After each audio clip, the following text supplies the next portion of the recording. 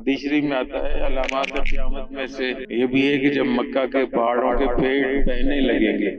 تو اس کا مطلب پہلے سمجھنا مشکل تھا کہ پہاڑوں کے پیڑ کیسے بہنے لگیں گے۔ اب جب اس میں بڑی بڑی سرنگیں، طویل سرنگیں کھودی گئی ہیں، جب یہاں بارش ہوتی ہے تو یہ سرنگیں ایسے بہتی ہیں جیسے نہر چل رہی ہو۔ میں نے خود دیکھا، ہم نے یہاں وہ جو حدیث شریف میں پیشگوئی آئی ہے کہ مکہ کے پہاڑ اندر سے بہنے لگیں گے، تو اس کے ایک مصداق یہ بھی ہے۔ اور جس طریقے سے یہاں ٹریفک رواں دواں رہتی ہے اور وہ بھی ایک بہنے کا منظر ہوتا ہے، تو یہ بھی اس کا ممکنہ طور پر اس کا مصداق ہو سکتا ہے۔ تو علامات قیامت دو قسم کے علامات قیامت ہیں، ایک علامات قیامت کبریٰ ہے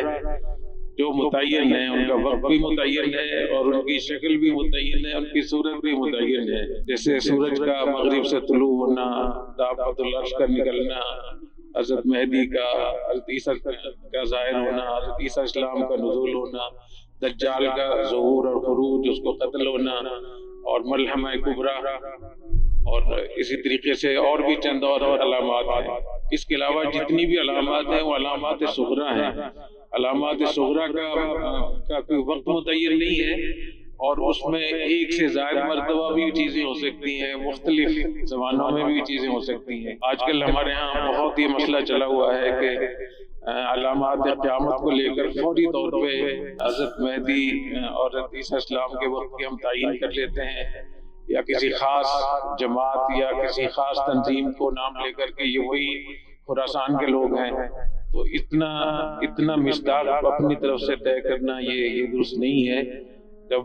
656 ہجری میں بغداد کا سقوط ہوا تھا، اس وقت جو حالات تھے وہ اس سے بھی زیادہ تشویشناک تھے،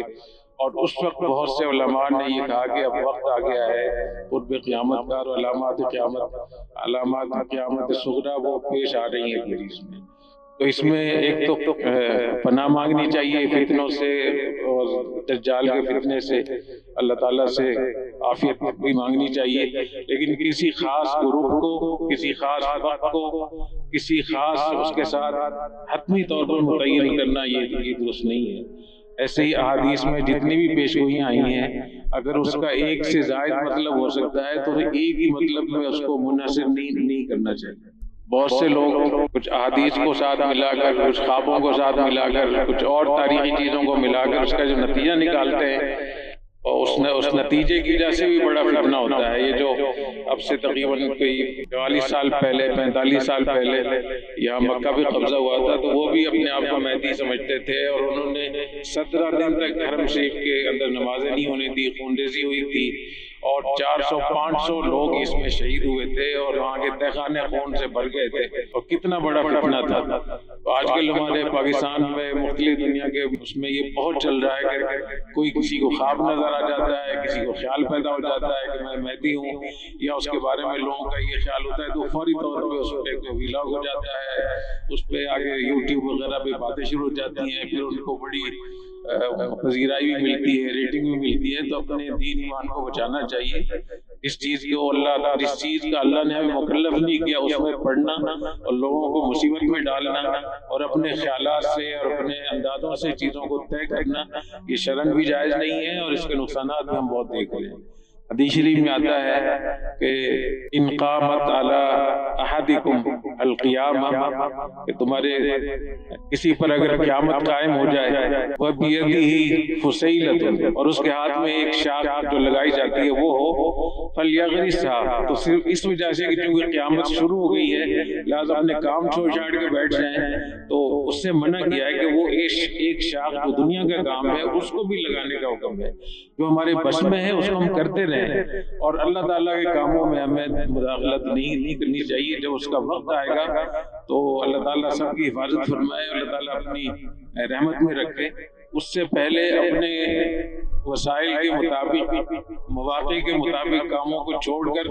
اور قیامت لانے کے لیے کوشش کرنا یہ صحیح نہیں ہے، اور اپنے پاس سے کسی کو مہدی مقرر کر لینا یہ بھی درست نہیں ہے، اور خوابوں کو اور اپنے مختلف اپنے جو کشوف ہوتے ہیں، کشف اور الہام یا جو بھی خیالات ہوتے ہیں، ان کی وجہ سے امت میں فتنے پیدا کرنا اور لوگوں کو ایک مصیبت میں ڈالنا یہ درست نہیں ہے۔ ہمیں بہت اچھے طریقے سے یاد ہے کہ اس وقت میں جب عرب حضرات یہاں سے جب وہ گئے تو عربوں کے بارے میں ایک تو یہ مشہور ہے کہ وہ کرامتوں کو نہیں مانتے، کشف اور خوابوں کو نہیں مانتے، لیکن دوسری طرف ہم نے دیکھا ہے کہ ان کے یہاں خوابوں کی اور ان چیزوں کے بارے میں بہت زیادہ ان کے یہاں اہمیت ہوتی ہے۔ تو عرب لوگ جو ہمارے ساتھ وہاں ہوتے تھے افغانستان میں، وہ قسمیں اٹھا اٹھا کر کہتے تھے شیخ سیاف کے بارے میں، ربانی کے بارے میں، مختلف جو بڑی تنظیمیں تھیں کہ یہی امام مہدی ہیں اور یہی وہ طائفہ منصورہ ہے جو آخر میں نکلے گا، اور یہی وہ لوگ ہیں جو قافلہ ہوگا خراسان سے نکلے گا، وہ جائے گا آگے حضرت مہدی کی مدد کرنے کے لیے۔ بعد میں دنیا نے دیکھا کہ جب 1989 میں اور 90 میں جب یہ افغان جہاد ختم ہوا تو آپس میں کتنی لڑائیاں ہوئی، کیا کچھ ہوا، اور اتنا فساد ہوا کہ پھر ملا محمد عمر رحمۃ اللہ علیہ جو افغان طالبان کی تحریک طالبان افغانستان کے بانی تھے،